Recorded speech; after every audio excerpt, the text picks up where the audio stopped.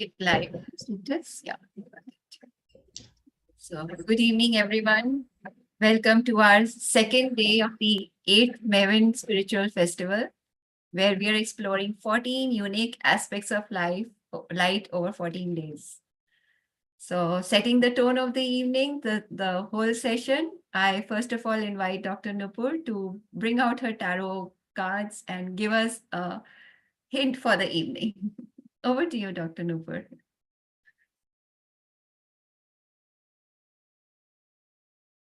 You're muted. Thank you, Meena, for giving me a chance to give a message from light of universe, light of cosmos, and a message from cosmos. Let's see what cards has to say.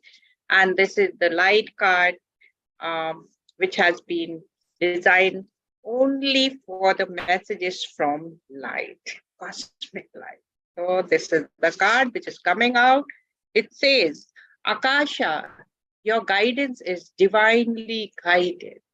Wow. So today's theme, today's message is from Akasha, which I was saying that it is from there, from universe, from the sky, from the space, to guide you all on your light path and connect to the light, experience light on all of this evening.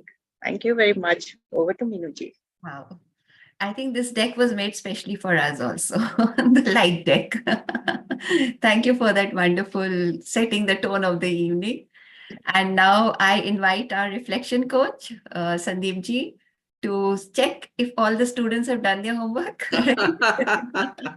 Okay, all right. So good evening, everyone. Thank you, Minuji. Okay, so my request would be that why don't we start with sharing or experiences based on our sessions yesterday.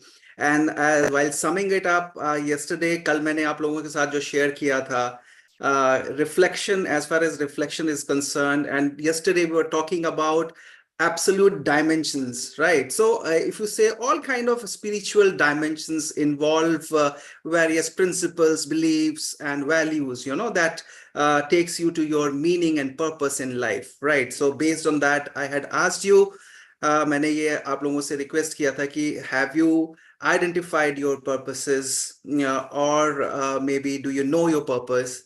What has been your experience, and what is the way you feel that your purpose can be achieved accordingly? And we are discussing here on the light aspect of it, right? So why don't we take some sharings, Minuji, and if anybody would like to share anything on yesterday's session and reflection, so please go ahead. You can unmute as well as you can write down on the chat box. So please go ahead. Yes, anyone would like to share? Anyone, it can be anyone. And anything also. Yeah. So don't be no hesitant, come out. That's why we are here, right? So to all, it's all for our growth. Anyone would like to talk about anything which correlates with his or her life based on the session yesterday, or some kind of a chat? Come on, people. Anyone would like to say something? Hello, Rupashri Mittal ji, aapne likha hai. Hello, everyone. Hello to you also. Would like to share? Hello. Yes. Hello, everyone. I am Deepti. Rupashi is my daughter. Actually, okay. Right. Okay. Please but share. Yesterday the session was very nice. बहुत ही Dr. Bharti ने बहुत ही minutely quantum physics का application लगाकर energies को समझाया था. It was really mind blowing. I think ये हर एक बच्चे को समझना चाहिए. Every student, even especially from 15 to 20 years of age. जिनको मेडिटेशन नहीं पता, जिनको नहीं, जो आजकल नहीं समझ पाते कि बेसिक डिफरेंस क्या है, क्यों भी, why do we tell them to meditate while do, because gadgets ने हर एक चीज बहुत फास्ट बना दी है. It's like life is moving ahead. Right. जल्दी से उनको पेशेंस लेवल लूज हो चुका है, कामनेस नहीं है, बट ये रेलम्स की जो स्टडी थी yesterday कि कैसे particles से, because they can easily correlate with this science actually, because they are studying science, they know particles is a matter. अगर हम उनको layman की language में बोले कि बेटा आपको सिर्फ meditate करना है, then they are like, what will get from there? क्या scientific reason है behind इसके? Right. I think that was really awesome. I really enjoyed it. Okay, good sharing. It's okay. Anybody else would like to share anything? Thank you. Thank you so much. Thank you so much, Dipti, for sharing that. Thank you. Yeah. Anyone else would like to share? Either on the chat box or. So I'm not in the mood of giving much time. So if there's nobody coming forward, let's move forward. All right. Okay, let's move ahead for further program. Right, because else all the whole time will go haywire. Yeah. All right. Thank you, Sandeep ji, for your inputs. We'll call you again at the end to set the tone for tomorrow as well. All right. Thank you. So first of all, I'll introduce our expert for the day, Harsha Garg. She's a holistic rich life coach. She has a rich experience of coaching entrepreneurs and professionals in mastering the art of navigating the world of living holistically rich life with ease and grace. I'm reading it out from her profile. So she is an amazing author as well. And she's conceptualized a concept, wealth gym, which sounds very totally magnificent, I should say, because everyone wants abundance in their life. So wealth gym sounds really out of this world. She's highly proactive into many sports. And you can understand her through her words. Let your soul fly and touch the sky and fulfill all your dreams. So she loves to soar. And that, I think, conceptualizes her completely. So welcome, Harsha ji. And we want you to be alert and listen to our speakers today. And any inputs you have about the topic or any questions, you can encourage others also to ask. So just be alert. Sure, thank you for joining us. Thank you.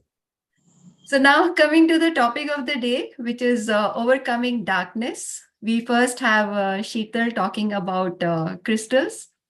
And she's a Reiki Grandmaster and an energy healer who loves to explore various aspects of healing. And she has a strong connection with different modalities and keeps experimenting with them.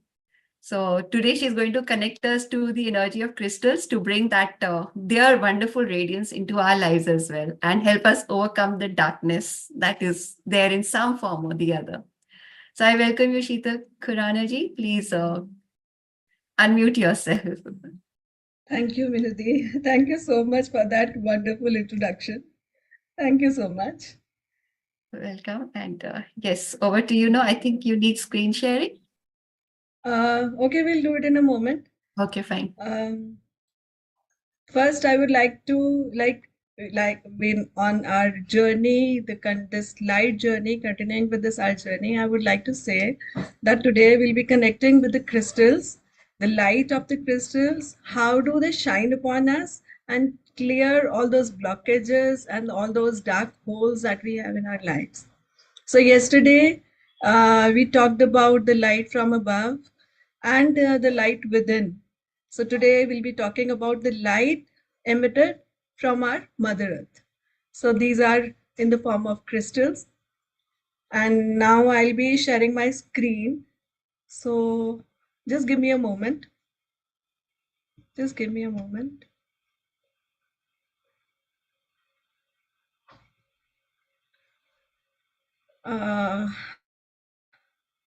No. It's not getting shared? No, there's some problem with the internet. Can I join again? Yeah, please do. Yeah, please. I am connecting this one off and then I'll join again. I'm sorry for this. No issue here.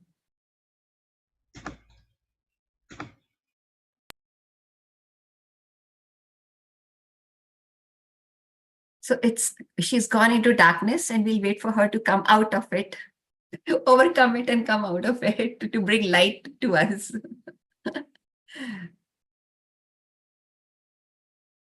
So I would like to share something what Sheetal has told me. I was discussing about Chennai flood and I was I'm complaining about we are not getting green vegetables. So she advised me, okay, you wear green bracelet. As I wear lots of bracelets, he said, you wear green bracelet, green color you use, green crystal you use, and I'm going to try that. Maybe I will be trying green jade or malachite or something which Sheetalji has advised me to do it. And definitely tomorrow I'm going to get so many leafy vegetables. Thank you so much, Sheetalji. Absolutely. So she's come back. Okay, so I'll be sharing my screen now. Yeah. The message is like host disabled participant screen sharing. So can I have the permission, please? You have. Thank you. Thank you. Why does my screen disappear all the time? It's going into darkness. You have to overcome it now. Come I on. know, it's like it has disappeared again. Sometimes you have to just slide. Maybe it's there, but it's not visible. So I can't find it. I'm sorry. If Rishika can play it. Rishika, are you there? You Rishika, find the button share screen. You can share the have you whole joined? screen, not one file. You can share the whole screen. No, That could be. I want to share one window actually. I got it, but if it is not working, you can start trying, share the whole screen, and then can find that one window from that screen. That window is actually not visible in my screen, so how do I share it? So- I opened that already, but Okay. it's So there are not two appearing. options. Okay. So then that window is not opened up. So Yeah. maybe offline you can check out if that window is opened up or not. Rishika can do it for me. Rishika, can you do it? She can do it. Yes, एक second. Yeah, please do that. Okay, one thing, I found it. Is my screen visible? Not yet. No? Why You is it have- not showing? You have to share So it. let Rishika do it.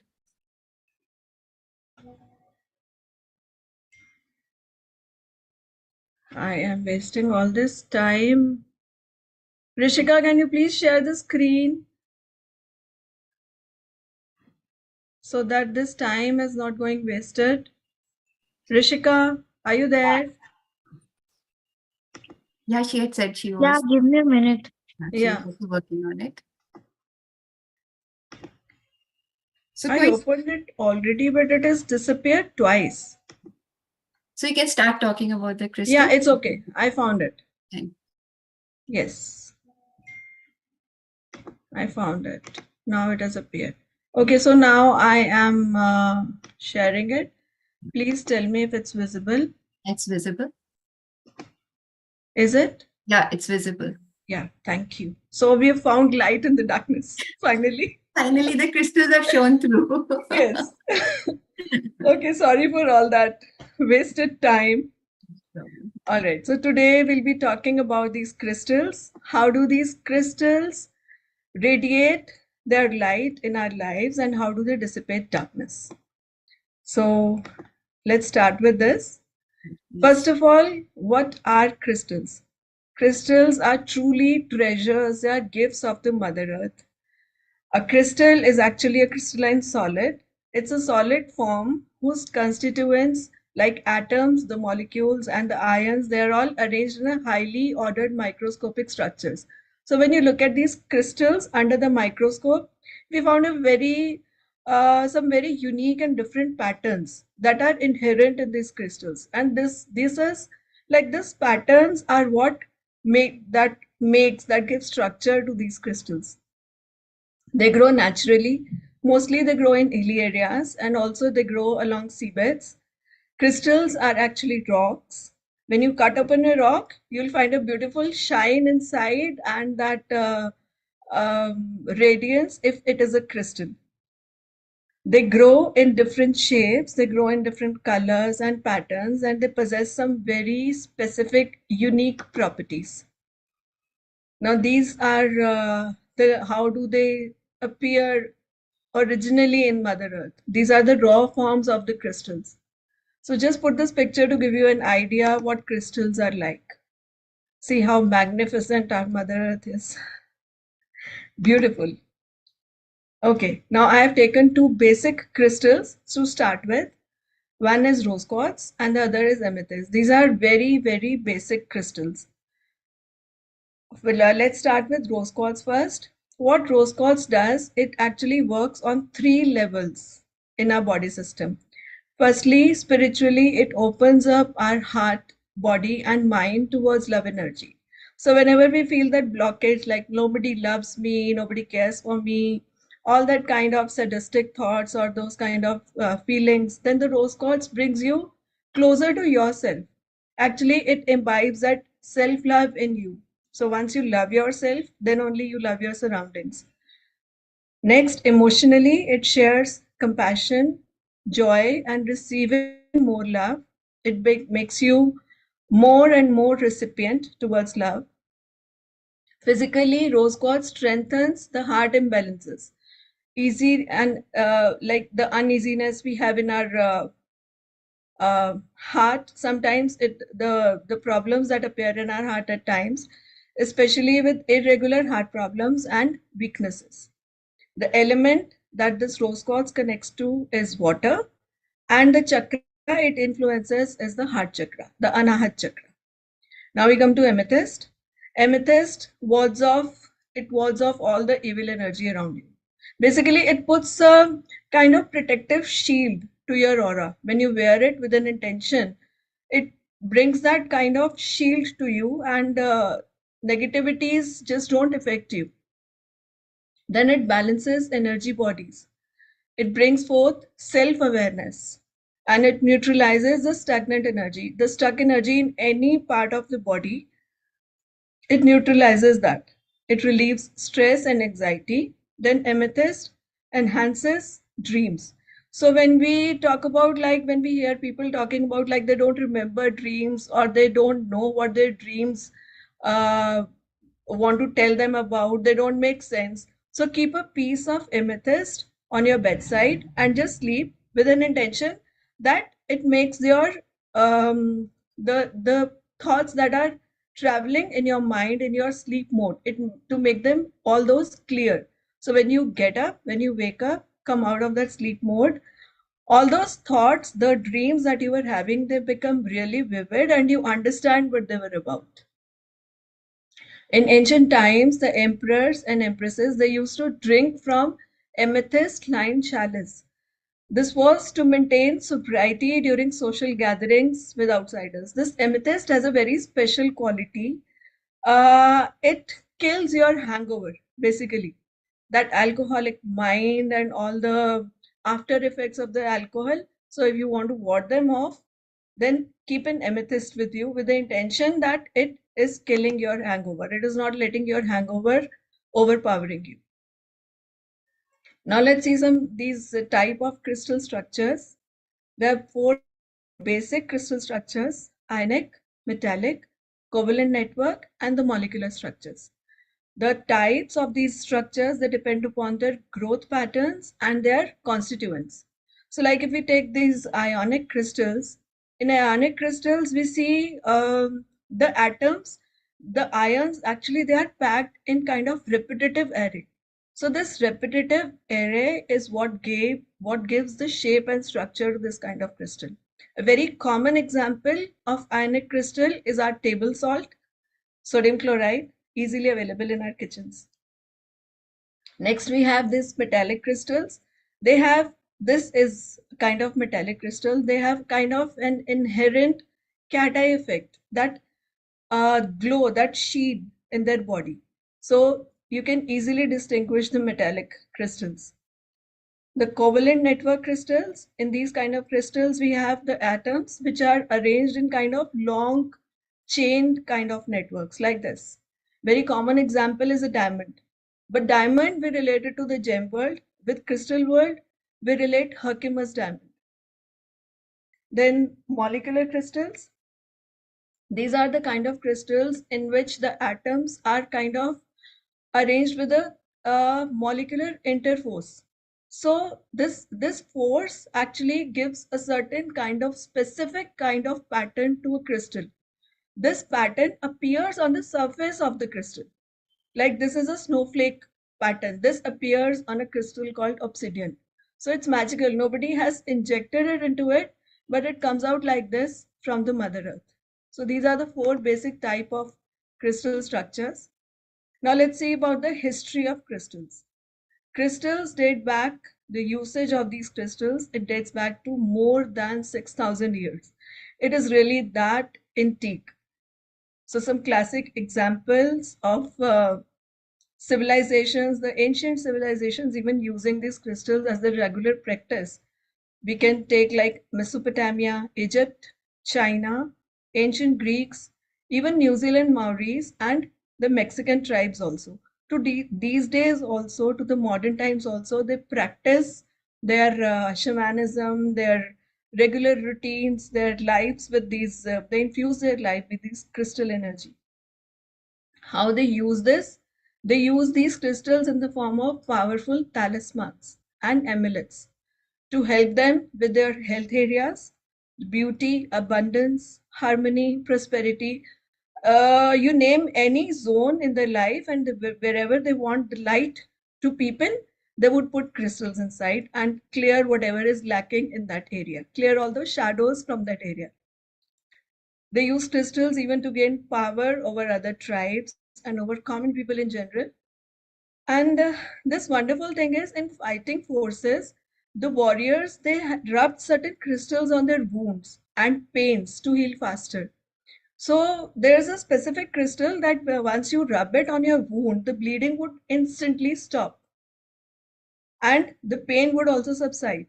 So this worked like a magical thing for them, and they were ready to step back again in their battlefields. Now, this was a very common practice we are all aware of. They used to put crystals in graves with mummies to ease the process of passing away of a soul. Cosmetically also, their kohl, their lip colors, their various lotions and creams, they had crystals as major ingredients. They prepared concoctions and crystal elixirs for long and healthy life. And then crystals were and they are still widely used to light up our skin, the body, and maintain the vibrance of many faces. These modern days gua shas and the rollers that we get in the market is all about crystals, the magic of the crystals. They bring such a radiance, such a shine, the glow to your skin that once you start using it, you'll love it. Okay, now we all know about the Queen Cleopatra. So Cleopatra was famous for her beauty and her for everlasting youth. She always had jade, ruby, and rose quartz. These are kind of crystals, very basic crystals. She had jade, ruby, and rose quartz on her skin to enhance and maintain her charm, her beauty, and her youth. And another thing magical about this is Cleopatra was famous for her blue eyeshadow, that shimmery blue eyeshadow. So how did she used to get that eyeshadow was she used to powder a certain crystal, get it powdered and apply it on her eyelids. So this is actually lapis lazuli, we call it in the crystal world, and this is the secret of Queen Cleopatra. Her eyeshadow, blue eyeshadow, is really famous. Okay, now what does crystal word, where does this word come from? This word comes from a Greek word ice. It is believed and it is also scientifically proven that clear quartz is a very, very basic crystal to work with. Clear quartz, a very basic crystal form, is frozen water. Yes, it is frozen water. It is so deeply frozen that it would remain solid always.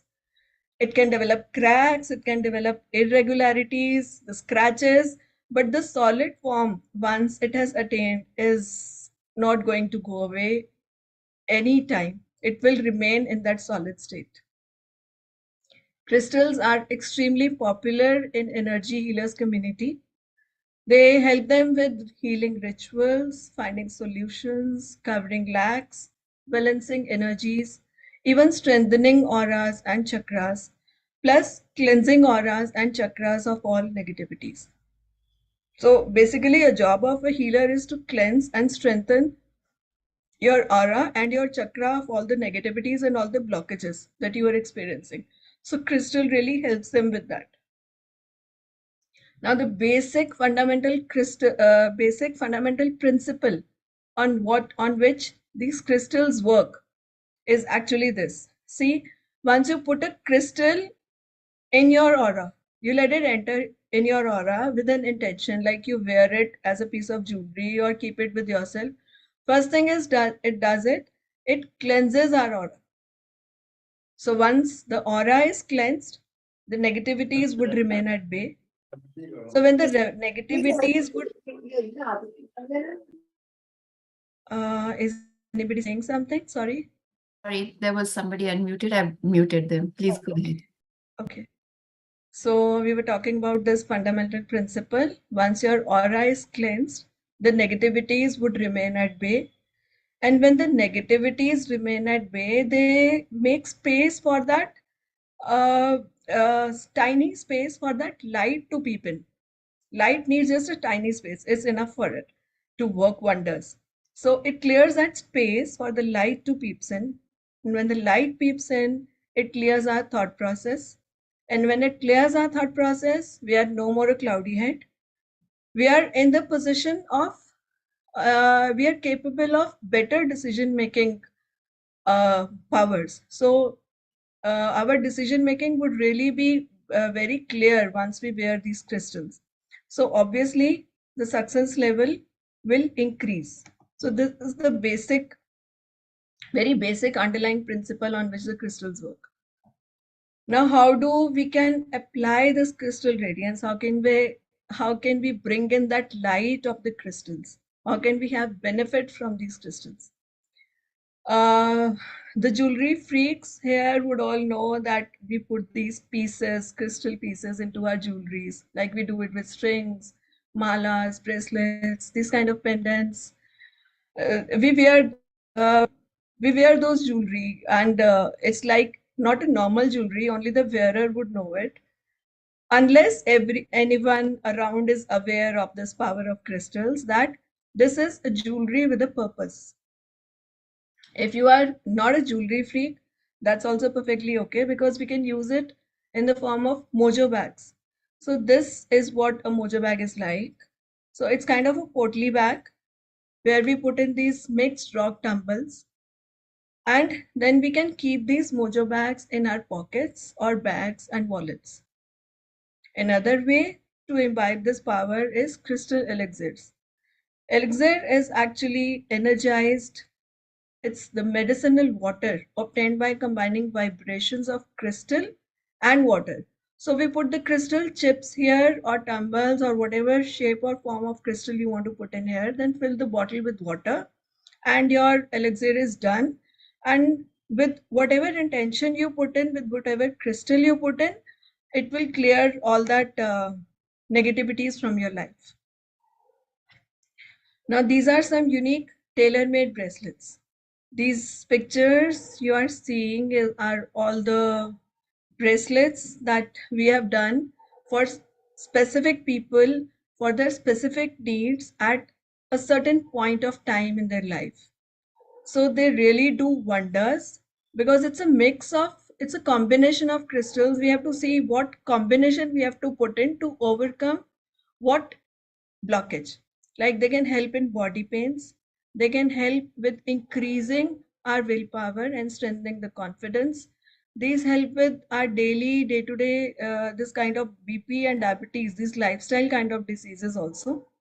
Then in our finance areas, in bringing in new opportunities. And if like your child is not focusing on studies, we can influence that also with a tailor-made bracelet. So he is more into his studies and cut off from those distractions. Then it helps in anger management. It influences the child behavior also, and the relationships and the hormonal imbalance. and also the career growth. Plus, it is a wonderful aspect of crystals that it can build spiritual connections with our angelic world, with the other realms. There are special kind of crystals that have the ability to build up those bonds with your, you call it your higher self, you call it angelic realm, whatever you want to call it. It can build up those connections. If you don't want to use these bracelets or the jewelry or mojo bags or anything, you can simply keep these as artifacts. Like this is an amethyst raw form, and this is a crystal tree. We can keep them in any area of our like workplace or living spaces. So like we can it will bring kind of the peace and the desired harmony in your surroundings that you want. First thing this would do is they would reflect your fine taste in the arts. Plus, it would do the healing and balancing simultaneously on its own, like without everyone knowing the purpose of your keeping those artifacts there. They would silently do their job. That's the beauty of crystals. Another thing is, another form we can keep them as in the crystal jars. We can put right combinations of required crystal tumbles or chips. And then these small jars, they can be kept at office desks and in homes or personal spaces or your workstations or wherever you wish, even in your pockets or your bags. Then there's a common notion that people think they're not easily available. But yes, they are easily available, but in specific markets. If you're finding crystals, if there people are selling it by the name of crystals in general markets, it's a complete possibility that they are fake. So the fake are not going to give you any results. It's very important to distinguish between a fake and real crystals. These days, they craft these fake crystals so beautifully that even a knowledgeable person is not able to distinguish it's real or not. So buy only if you are sure of its authenticity. Buy only if you are sure of its purity. If you want that magic to enter your life. And once you begin with this crystal journey, you can never ever have enough of crystals. And I am a good example of it. So thank you all for your precious time and your attention. I am stopping this sharing. But I'm not done. I have this magnificent, beautiful crystal basket to share with you all people. So this is to show what crystals are like to those people who are not aware of what are crystals. This is amethyst as it's raw, as it comes from the mother earth. See, can you see this rock structure behind it? So it's the original thing that has come out of the earth, this rock and then the amethyst. Once you break the rock, this thing appears inside. Then this is the polished form of it. We call it a sphere or a ball. Then this is a pencil form of it. This is a raw, then the polished ball, and then we call it a tower or a pencil or a wand in our crystal language. These are all the types of amethyst. Hello. These are all the types of amethyst. Then this is clear quartz, that basic crystal we were talking about. It's the wand of clear quartz, a tower. Then this is the raw form in how do they appear inside the earth. This is raw. This is a polished wand like this. And then this is a small sphere. And then there's a tumble. So these are all forms of clear quartz. Are they all visible? Can you? Okay, because it's difficult Yes, to hold like this. All right. So now I'll show you some crystals with that metallic influence. See, this is the picture that we had. This is pyrite.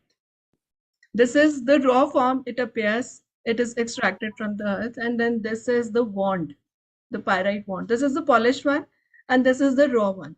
They both have equally magnificent energy. It's like onto us which form we want to use. This is an again metallic crystal. Can you see this cat eye effect in this? So nobody has infused it into this rock. This is the magic of Mother Earth. Nobody can do it except our Mother Earth. These are some raw forms. This is a black and white crystal, and then this is a green crystal. These are the raw forms. Then this is a big crystal ball we work with. These all have a specific purpose actually. So it depends what shape, what size, what form we want to use for the results that we desire. Then this is a rose quartz pyramid, and this is a beautiful agate. These bands and these stripes, these are all natural. Nobody has painted it on the crystal. They are all natural. This is how it comes out. Yes, it is polished and shaped, but then this is a natural crystal. This is again a raw form. This one is a raw form, and this is a wand made out of it. This is tourmaline. It's used to banish the negativities. Then we have these small, beautiful crystal angels. See? These can connect us to our higher self, to get those messages, to be more clairvoyant, all those intuitive powers. These are magical. We call them angel forms. And this is the rose quartz that we talked about. This is again a rose quartz. Then we have these kind of tailor-made bracelets. I keep on experimenting. So this is one of my favorite. This is a clear quartz bracelet with this evil eye bead, a little bead that I put inside. So this is something I really love, and I wear it regularly. It is amazing. It has given me amazing effects. So this is clear quartz with an evil eye. Then this is one of the tailor-made bracelets that I did. It's a combination. Plus it has the silver charm of Ganeshji. This is another one. It reminds me of that opulent feathers of our peacock. It has all those colors and that vibrance of a peacock. And okay, I'll show you this mala also that I'm wearing. This is actually the secret of Cleopatra. This is lapis. Lapis, and we have worked with it. Like these are all the 7 chakra beads. So we can play whatever we want to, according to whatever we want to have in our life. So this is all the 7 chakras. We combined it with the lapis thing. And it is a beautiful, very powerful tool of connectivity. Lapis gives you connection also. So this was about my crystal journey. One more thing to show. This is a little glass jar that we talked about. It has got small chips, small tumbles of the crystals. We can keep them also in our pockets if we don't want to wear anything on our body. So this was all about my crystal basket. And this is how this light from Mother Earth, like we have to match our frequency with these crystals. They are already vibrant. We don't have to, like we have to match our frequency. They already have that frequency of nature of Mother Earth, that magic of Mother Earth within them. We have to match ourselves with this and to see the wonderful results and to put in wherever we want to cover up those black holes, those shadows of our lives. They are wonderful. I've really worked with them. It's been like very long time that I'm working with these, but the results have really been magical. So thank you all for all your attention and all your time that you've given to me. Over to Minudi. Yeah. Thank you so much for that amazing presentation, and that basket seems to be really interesting.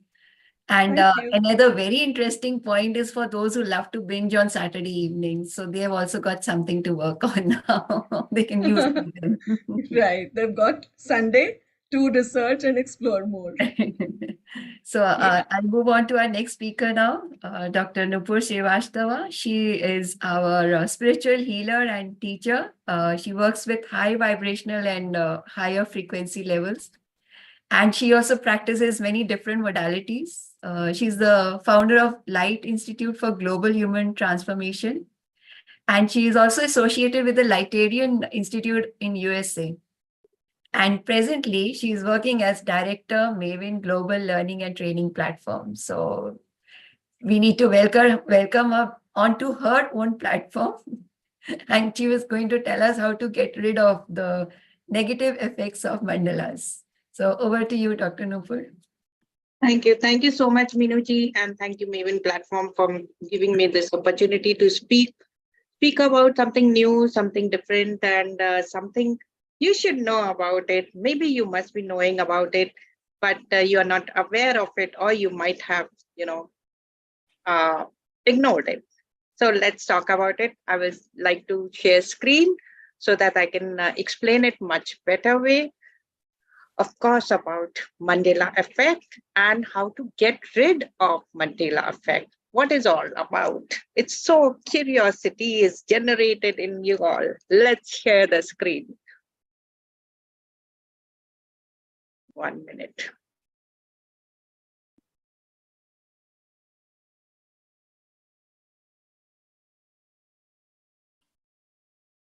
Just give me a moment. My screen is.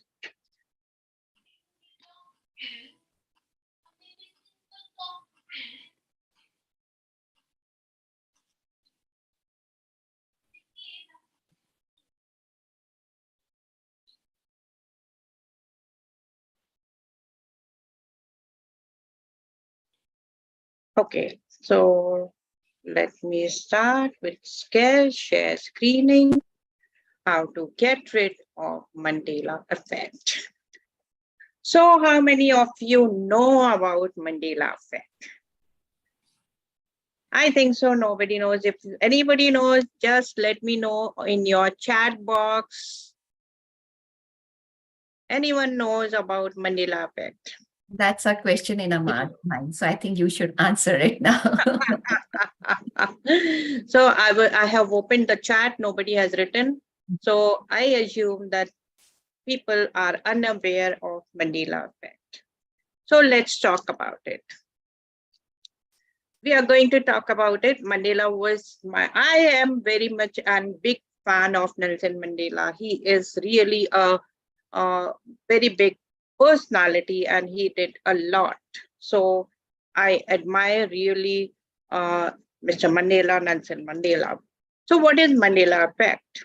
A phenomena where large groups of people share a false memory of an event or detail, named after the widespread misremembering of Nelson Mandela dying in prison before he was released.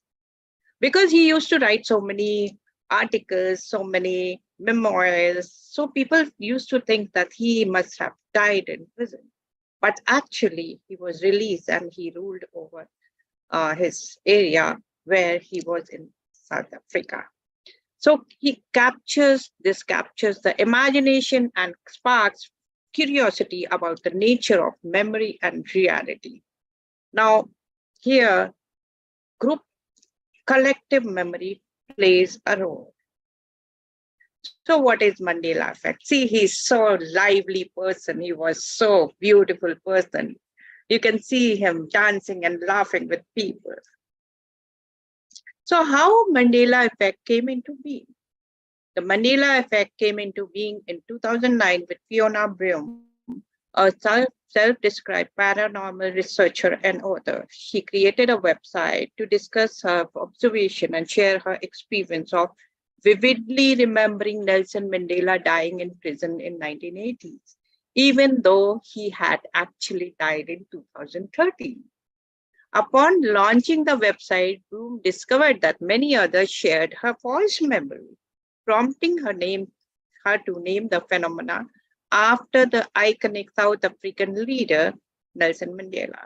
The term quickly gained traction online and sparking discussions and investigations into the nature of memory and reality. Now, what are the causes? False memory formation. Of course, memories are not perfect, influenced by emotions, expectations, suggestions, false details can be incorporated over time. Social transmission. You can hear, you can talk about. False memories spread through social interaction, reinforced by sharing inaccurate memory, wider acceptance of false memory as factual. Now, confabulation.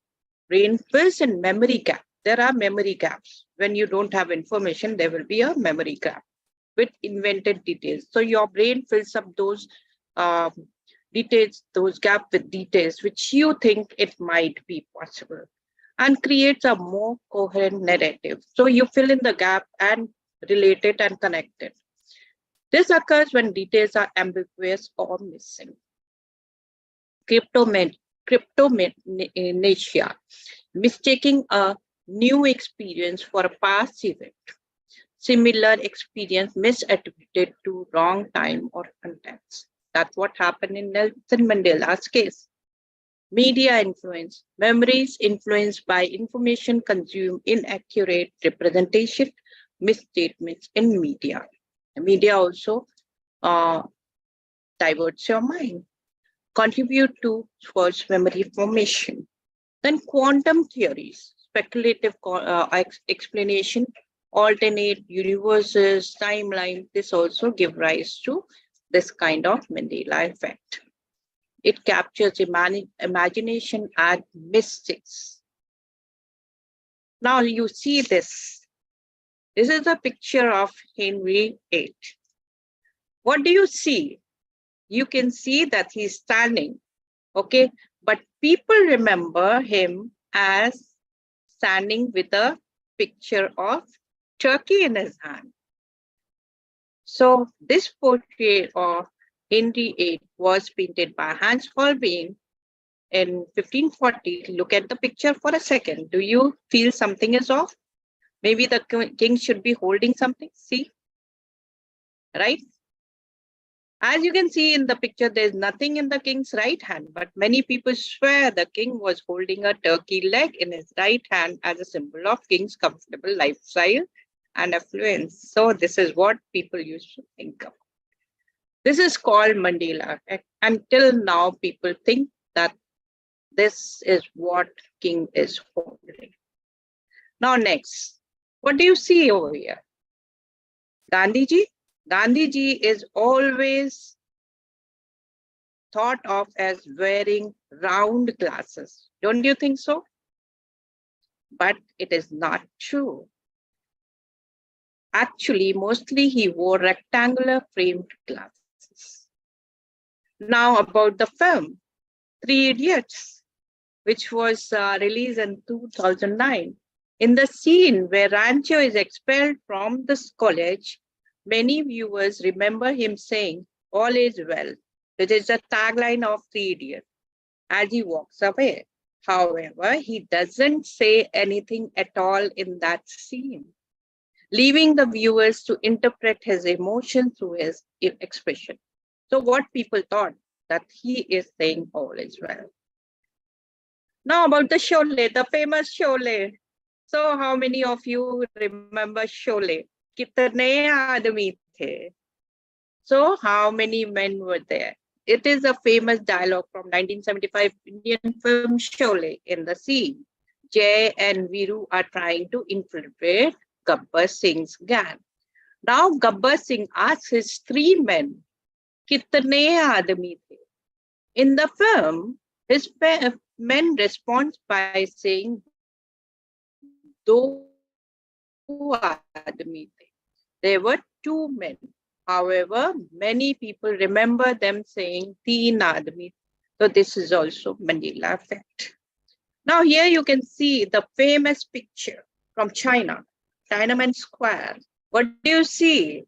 A man standing in front of tanks. What happened to this man? This is a visual cue. You must be thinking, oh, he must have died. he must have been crushed. That is the famous thing which has been circulated over the media and it is etched into the mind of people. But did you go and find the facts? Well, the facts. The Tiananmen Square protests of 1989 are often misremembered as involving a lone protester standing defiant against a tank column. The tank stopped in front of him, allowing him to stand in its path for several minutes. He was eventually led away by two men, possibly plainclothes police officer, which was never shown on media. His identity and ultimate fate remained shrouded in mystery. So here, mystery gives way to imagination and filling the gap in your memory. Now here, what do you see? Amazing, isn't it? John F. Kennedy's assassination, just before assassination, this picture was taken. Now what do you see? Only two men and two men in the front, right? There were four people in the car. Do you see this? Everyone around the world just believes this.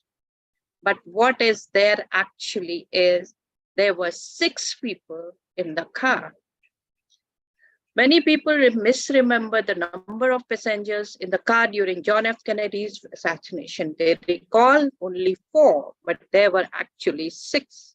This misremembering is likely due to limited visibility in the front passengers in photos and footage. Media focus on key figures, memory consolidation, and confirmation bias. So here you see John F. Kennedy and wife, and here are 2 other passengers, and in the front there were security persons. Amazing, isn't it? So what is the explanation of all this? False memories. Memories are malleable and can be influenced by suggestion, imagination, and misinformation. Confabulation, brain filling in the gaps in memory with invented details. Social contagion, false memories spreading through social interaction and confirmation bias. Quantum mechanics, some propose alternate universes or parallel timelines causing memory discrepancies. I told you this before also. Now there is a glitch in matrix. This is also believed by many people, but there is no concrete solution, no concrete evidence about it. So there have been numerous instances of people misremembering common details about everyday objects and experiences. This suggests that false memories are widespread phenomena. Mandela effect can have a significant impact on people's lives. In some cases, people may become so convinced of their false memories that they experience distress or anxiety. This highlights the importance of being aware of the limitations of our memories and approaching information with a critical eye. What is the impact? It challenges our understanding of memory and perception. We don't have confidence. Oh my God, we don't remember the right thing. Sparks discussion about the nature of reality and consciousness. Raises questions about reliability of our memories and information we consume. And it can lead to skepticism and distrust of information sources. So now what is happening? We don't rely on news, on media. We want to confirm it. Now, critical thinking. Importance of questioning our memories and seeking evidence. You have to question whether it is right or not. Confirm it. Analyze information critically, avoiding confirmation bias. Go to the reliable sources and confirm your information. Recognizing the influence of social and cultural factors on memory. This plays an important role on your memory. Engaging in open-minded exploration and considering various perspectives. Now, the spiritual aspects for which we are working towards, because we are connected spiritually, and this festival is all about spiritual life. So it is celebration. Let's talk about Mandela effect on this spiritual aspect. Spirituality and Mandela effect. So collective consciousness and shared memories. Spiritual tradition often hosts a collective unconscious where individuals tap into shared pool of information. The Mandela effect could be seen as a manifestation of this collective consciousness reflecting shared memories across a large group of people. Like a person following a guru. Okay. Many people are following one particular person who is spiritual guru or teacher, or they are follower of some mat or ashram. This aligns with the idea that memory is not solely individual, but also influenced by our collective experience and cultural narrative. Many things are, given to us by our, ancestors, our parents, that this has happened and this has happened, and it comes and get collected in our memories, stored in our memories, and then you have that Mandela effect because all those gaps are filled in only by narratives, not by the facts. Archetypes and unconscious mind. Jungian psychology suggests the existence of archetypes, that is, universal symbols, patterns embedded within our unconscious mind. Some believe the Mandela effect arises from misremembering archetypal figures and events leading to shared false memories. For example, we believe certain gods and goddesses really existed in ancient times, right? This could explain why specific details like Nelson Mandela's death or Monopoly's man's monocle become imprinted on collective memory, even though they are not factually correct. Now, interconnectedness of reality. Certain spiritual perspectives view reality as interconnected and fluid, with energy and information constantly flowing between individuals and universe. Mandela effect could be interpreted as an example of this interconnectedness, where memories are not static but malleable. They are fluid and can be influenced by subtle energetic shifts.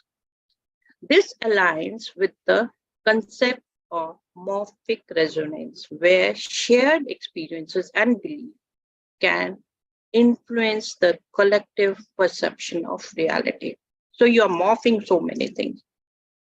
Wow, this must have happened. And this happened at that time, so this will happen in this time also. This is what happens. Now, power of intention and belief. Some spiritual practices emphasize the power of intention and belief in shaping reality. Mandela effect could be seen as manifestation of collective intention, where shared belief in particular memory influences our individual record. This perspective emphasizes the subjective nature of reality and the role of consciousness in shaping our experiences. Now, Indian perspective on Mandela effect. I would say it in very short.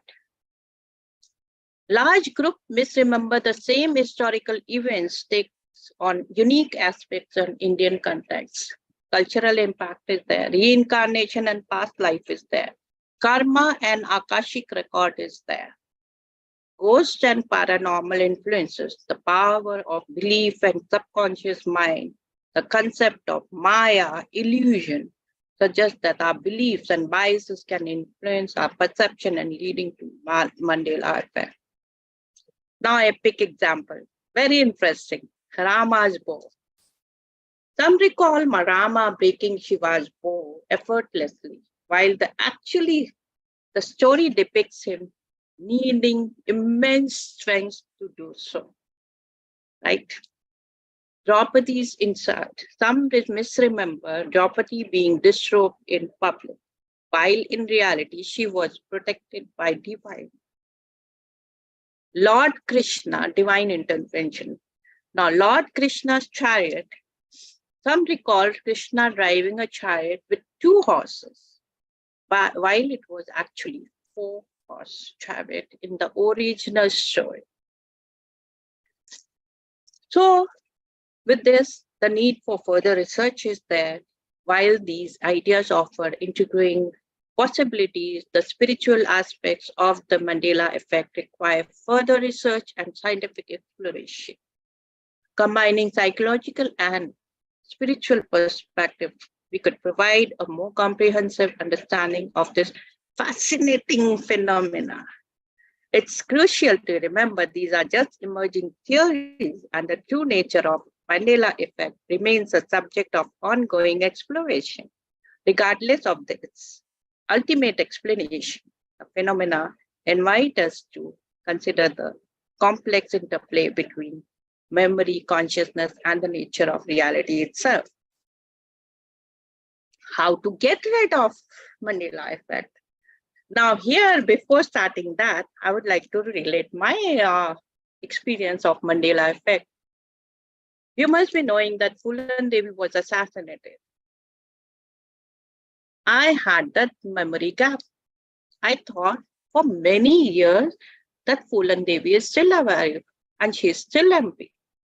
But one day I was hearing someone and they said, Devi has died. Then I went to my internet and confirmed the news. This was for many years, I was believing in that, and many people must be believing that Phulan Devi is still alive. Similarly, I remember of one more spiritual guru who died, and I never knew about that. And when this news came to me after many years of her demise, it was like a shock to me. So then I have to, reconfirm with the facts. Now, how to get rid of Mandela effect? Now, how I got rid of this Mandela effect? First of all, develop critical thinking skills. Question your memories. Why you had this memory? Why you had this Mandela effect? Why you remember that Nelson Mandela has died in the prison? Don't assume everything you remember is true. Examine the source of your memory and consider alternative explanations. Confirm it, like I confirm it. Cross-check information. I also cross-check the information. Seek corroborating evidence from reliable sources like trusted website, books, or individuals. Identify potential influencers. Consider how suggestion, social media, and cultural factors might have shaped your memory. Practice mindfulness. Many of our trainers on Mavin, they keep on advising you, practice mindfulness. Become aware of your thoughts and feelings. Pay attention to biases and assumptions that might influence your memory. Focus on the present moment. Minimize distractions and engage fully in your current experiences to create new accurate memories. Now here I would like to again relate to my experience. I thought why I missed this particular news. Maybe I was not reading the news or not in touch of the news. I must be distracted in something else, right? So I missed the news and my gap was never filled. When I came to know, I researched and my memory gap was filled. Meditate. Meditation can help improve focus, attention, and awareness, leading to greater accuracy in recall. And from that day onward, I made it a point to keep in touch with what is happening around the world. Discuss your memories with others. Talk to people who share similar memories. Sharing experiences can help you understand different perspectives and potentially identify false memories. Seek feedback from trusted individuals. Ask someone you trust to validate your memory and offer their perspective. Join online communities, participate in online forums or groups where people discuss the Mandela effect and share their experiences. Be flexible and open-minded. Accept that memories can be unreliable. Recognize that memory is a complex process and can be influenced by many factors. Be open to possibility of being wrong. Don't be afraid. I'm not afraid. I accept that I made a mistake. So don't be afraid to admit that you might not remember something accurately. Focus on understanding the phenomena instead of obsessing over changing your memory. Try to learn more about Mandela effect and how it works. If the Mandela effect is causing you significant distress or anxiety, consider seeking professional help. A therapist can help you develop coping mechanism and address any underlying issues related to memory or anxiety. Remember, the Mandela effect is a fascinating phenomenon, but it's important to approach it with critical thinking and open-mindedness. By understanding how memory works and developing strategies to manage false memories, you can minimize its impact on your life and focus on creating new, accurate memories. So this is the conclusion. Mandela effect remains a fascinating phenomenon with no single definitive explanation. Encourages us to be mindful of the limitations of memory and power of suggestion. Of course, I use a lot of power of suggestion in my guided meditations. Remind us to approach information with critical thinking and open-mindedness. So this is Nelson Mandela. Thank you very much. And thank you for listening to a talk on Mandela effect. It really fascinated me. So I wanted to share with you all. With this, I end this talk and I hope you enjoy it. And I hope I'm on time. Yes, absolutely. Thank you so much, Dr. Nupur. That was a really deep exploration of the connection between reality and illusion. Wow. So I was definitely not aware of this effect. So I now invite our expert of the evening, Harsha Garg, to take over and summarize both the sessions as you like it. Thank you, Minuji. Thank you. And so I must say, today both the sessions were so much in depth and such new topics. It's like, in general awareness, I wasn't at like much in detail. Mandela effect was completely new. I've still heard of crystals somewhat, not in that depth, too in depth, Sheetalji explained. But so thank you so much to both of you. And to summarize, for Mandela effect, what I'm just present that it's like misremembering. Like if I just have to summarize in a very few words, it's like misremembering something. And it could be anything you're misremembering. And I see this is present everywhere. It's like it's present everywhere for each one of us in some or the other form. We can't escape it. So my question is like, is it like the way we say it, Maya Jal? So or everybody sees things from their perspective. So what I might see could be something, and what the other person is seeing is a whole different perspective. I might misremember it because this is how I see it, and the other person is misremembering it because this is how they see it. So if you can throw some more light, it was already so in depth, but still, yeah. So I would say that this is not about single consciousness. It is about collective consciousness. So what was Mandela effect? It was a group who misremembered a certain thing, like death of Nelson Mandela. Okay. Similarly, it happened with Challenger.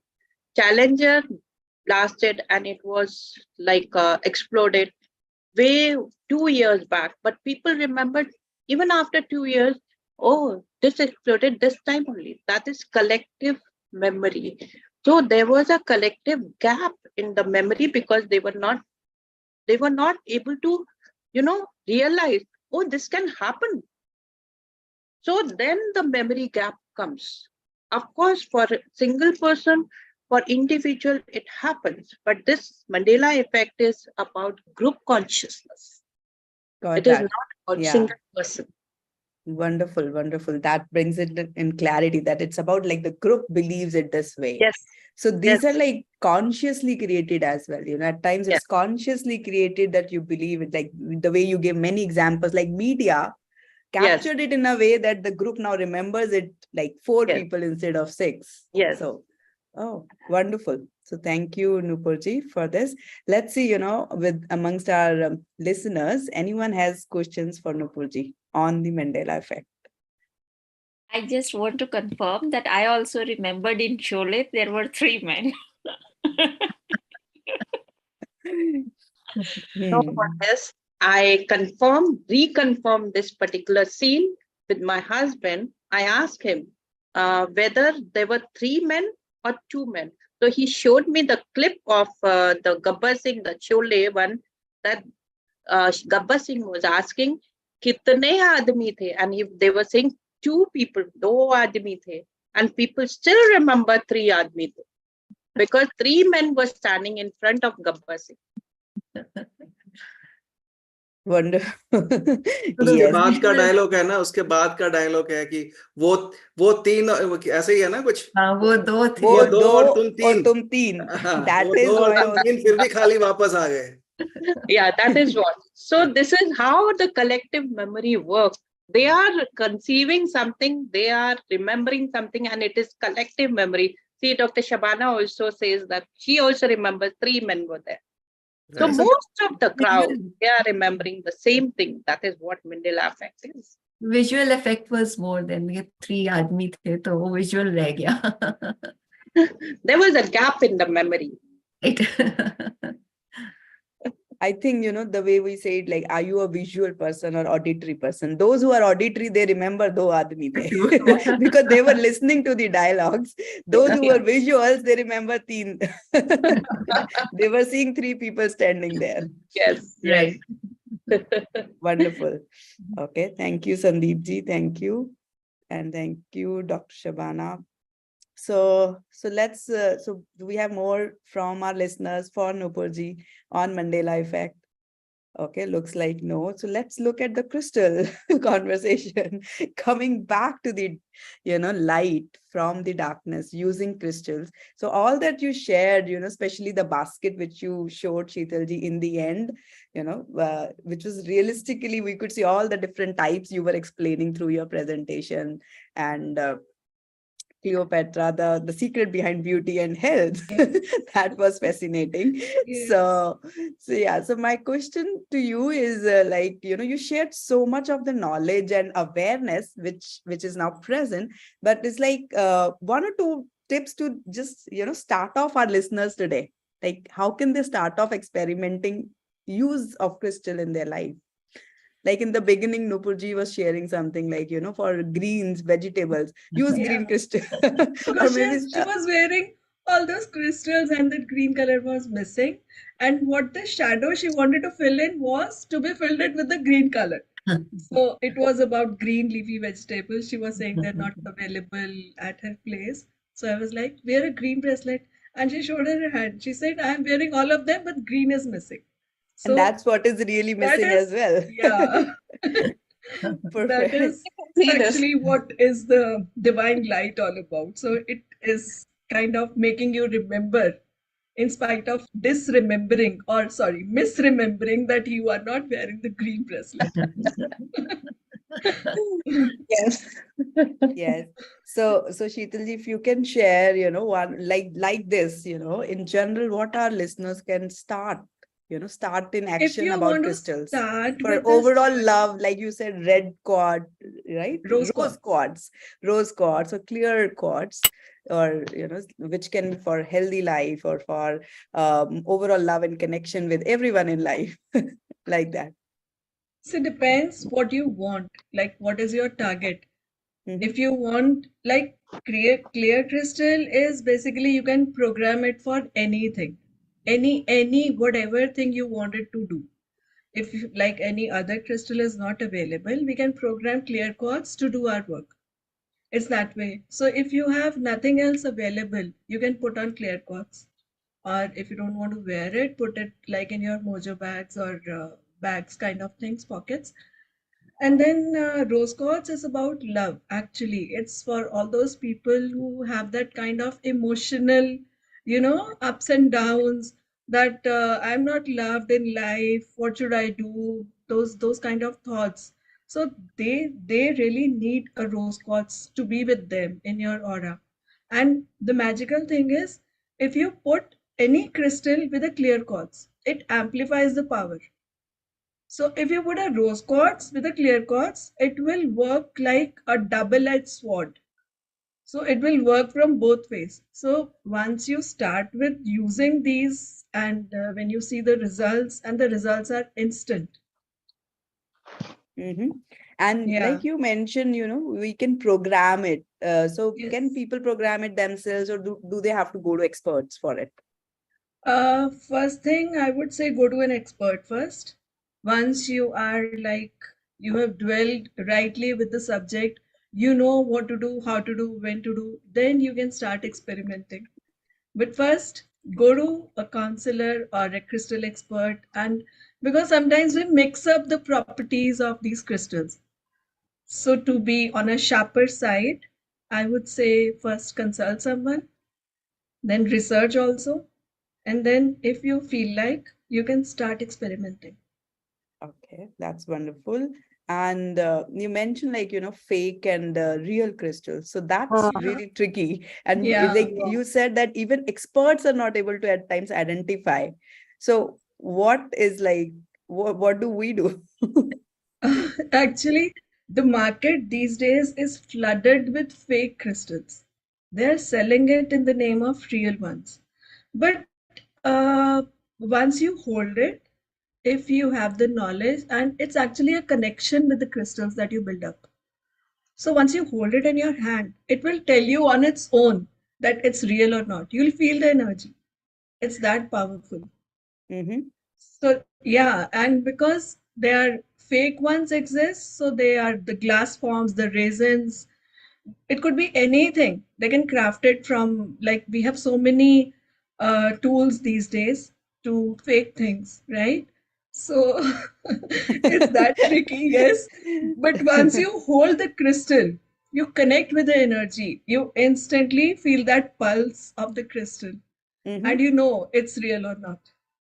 So that, the fake crystals would have no energy, or would they have some other No, energies? no. See, if they're glass, yes, one thing we can say is they can work on the color therapy, because if it is a green kind of glass or a pink glass, so okay, you can talk to it and say that I want to imbibe self-love. I want people around me to love me. That would work to some extent, yes. But what a real crystal does is magical and wonderful. It's really magical.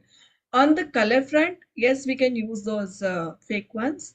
But if you want to experience the real energy, go for the real crystals. Got that. And so you also mentioned one of the points that, you can use crystals to influence power over tribes, over groups. That Yes. sounded like it's like you really want to capture a whole group. Okay. It's like, so if you can say more about that, how All do right. people use it in a positive or It's about, spiritual growth way versus it, because there are many negative ways people might use it. So yes, yeah. yes, obviously. Because we have seen those kings and the emperors wearing those gems in their crowns. So that is like a way to attract that. It's kind of politics. See, you attract people and you want people to stick to you.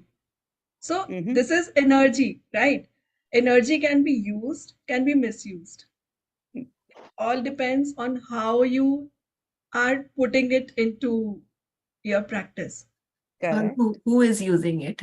Yeah, and Yeah. who is using it for what purpose? How have you programmed it, basically?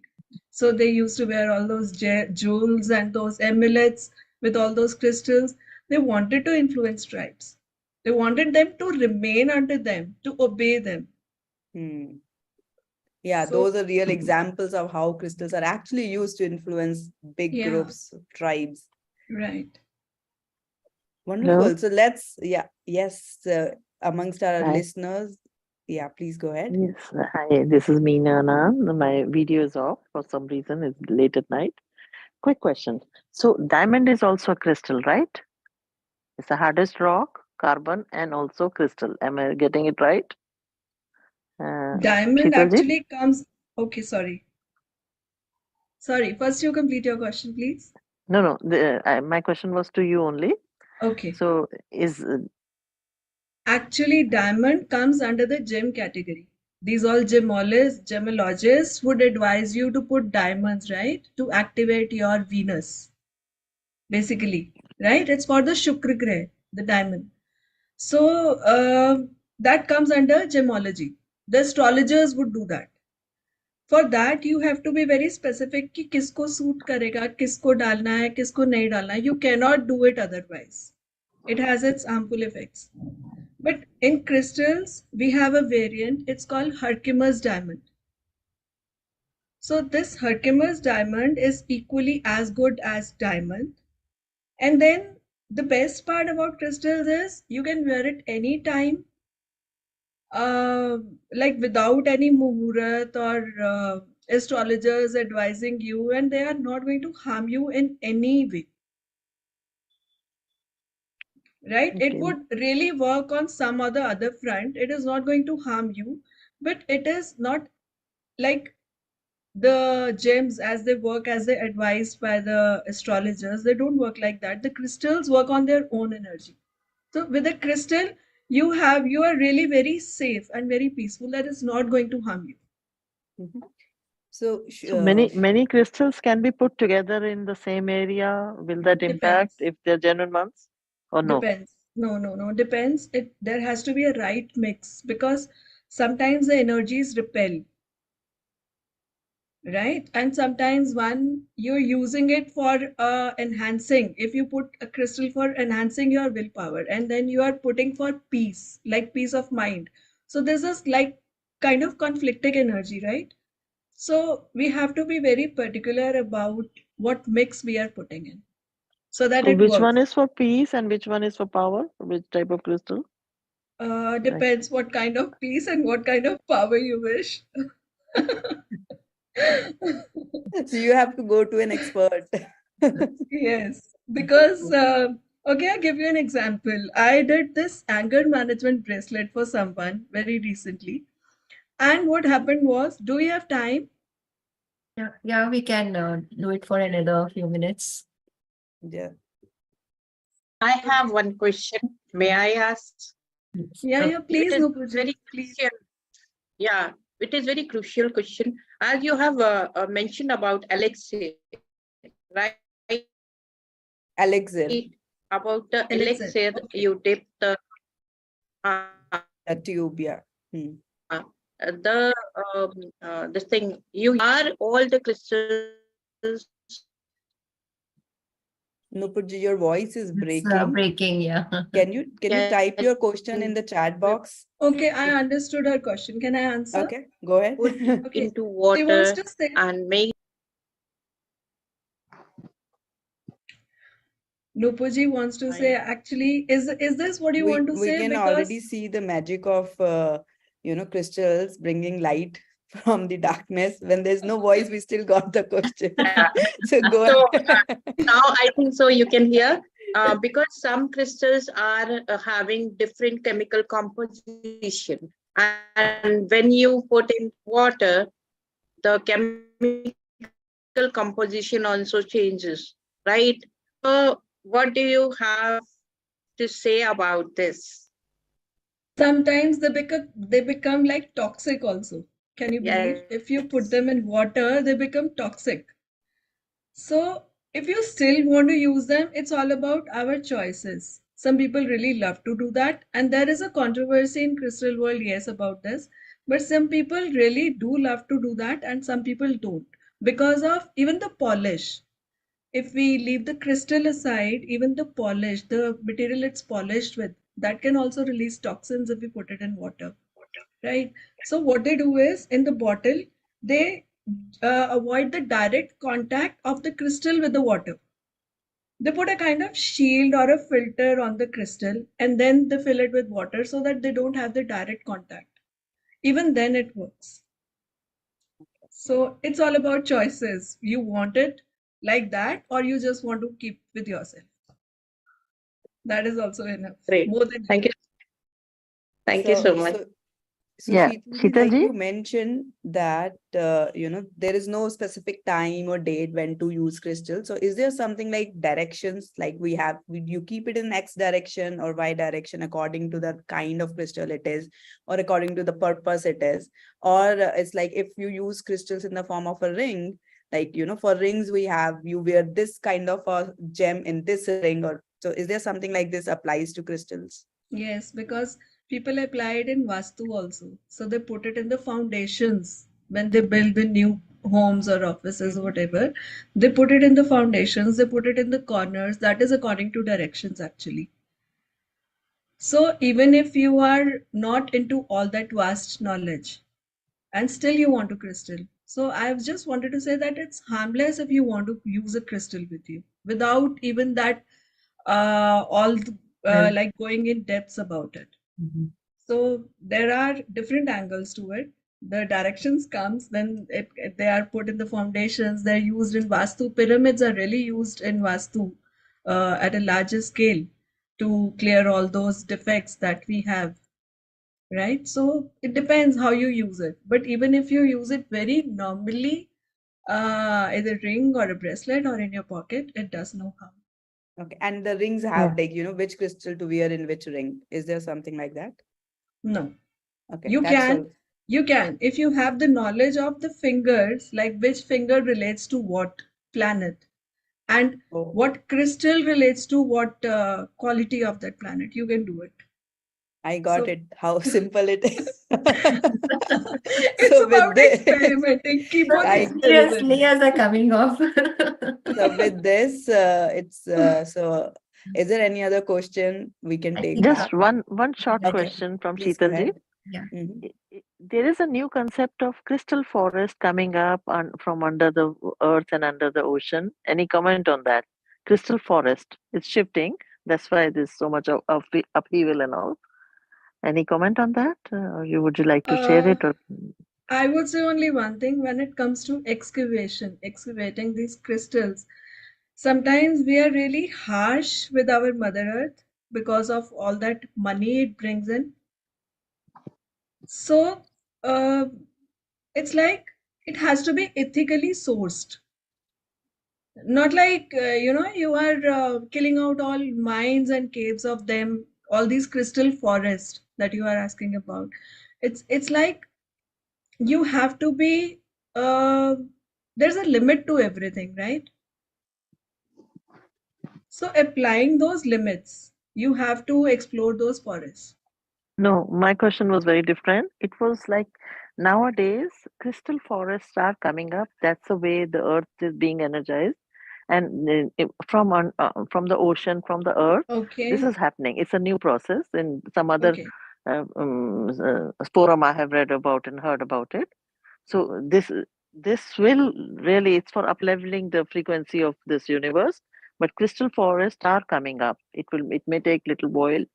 So that's why, since we are talking about crystal, I thought about crystal forest also, which we are told is like. So see, basically the energies of the earth keep on shifting, right? So when the energies shift, like you have that Dwarka all drowned up in the water, something new is coming up, something old is getting inside the water. So energies are water or earth, it could be both ways. So energies are shifting, and these times the energies are really shifting at a very fast pace. I'm sure Nupurji would agree to this. The energies and earth energies and these cosmic energies are really shifting at a very fast speed. So crystal forests are a result of it actually. I mean, they are popping up, like you find the crystal beds here and there, and like just from out of nowhere you are finding crystals from the earth. So it's like that. So it's all about the shifts in the energy. Thank you so much for sharing all your knowledge, Sheetalji. I think, Harsha, we can conclude Yes, the yeah, thank you. So we sharing. hand it over to you, Minuji. Thank you. Thank you. Thank Because you. it's I just saw Yeah. it's past 10:30, so we are pressed first time again now. So just a quick like input from Sandeep ji about the homework part of it, and then we can wind up. Oh, sure. Very, very interesting session. बहुत अच्छे दोनों session बहुत बहुत अच्छे रहे और it was wonderful listening both of you. बहुत अच्छे से आपने क्रिस्टल के बारे में बताया तो फटाफट मैं रिफ्लेक्शन टाइम में एक दो चीजें रिफ्लेक्ट कर देता हूँ. क्रिस्टल की बात कर रहे हैं हम तो. All right. So one thing is our homes and offices can soak up energy and emotions, isn't it? Number one. Number two is that make your offices or home a sacred place, right? And there are crystal around to have protective boundaries, to forge protective boundaries, right? So this is all about, and Nupurji very well explained Mandela effect, right? So as far as reflection is concerned, we are talking about darkness, overcoming darkness. So darkness is sometimes what? Sometimes we most of the time what happens that when in life's ups and downs, we feel bad, we feel negative, we feel in darkness, right? We feel that there is something, there are a lot of problems coming together, either together or one after another, right? So how to do it? How to overcome that darkness, right? How to get that light, right? So two quotes which I will share it with you. One says that what does not kill you make you strong, right? Number two is there is always a light at the end of the tunnel.